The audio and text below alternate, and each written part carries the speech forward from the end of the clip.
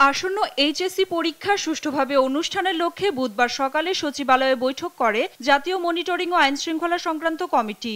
সভা শেষে ব্রিফ করেন শিক্ষামন্ত্রী মহিবুল হাসান চৌধুরী।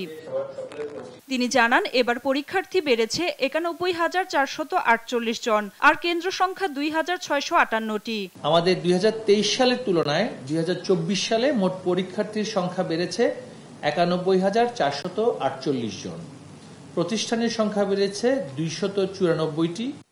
প্রশ্নফাঁস রোধ এবং সামাজিক যোগাযোগ মাধ্যমে এ নিয়ে গুজব ঠেকাতে আইন শৃঙ্খলা বাহিনী তৎপর রয়েছে জানিয়ে তিনি বলেন, কোনো অভিযোগ পেলে কঠোর ব্যবস্থা নেওয়া হবে। আসন্ন এইচএসসি সমমান পরীক্ষায় প্রশ্নপত্র ফাঁসের গুজব মুক্ত এবং নকল মুক্ত পরিবেশে সুষ্ঠু সুন্দরভাবে অনুষ্ঠানের লক্ষ্যে ২৯ জুন ২০২৪ হতে ১১ আগস্ট ২০২৪ তারিখ পর্যন্ত সকল কোচিং সেন্টার বন্ধ থাকবে।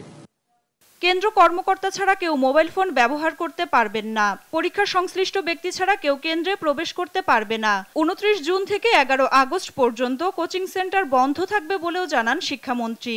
ভারপ্রাপ্ত কর্মকর্তা ব্যতীত অন্য কেউ মোবাইল ফোন, ইলেকট্রনিক ডিভাইস নিয়ে কেন্দ্রে প্রবেশ করতে পারবেন না।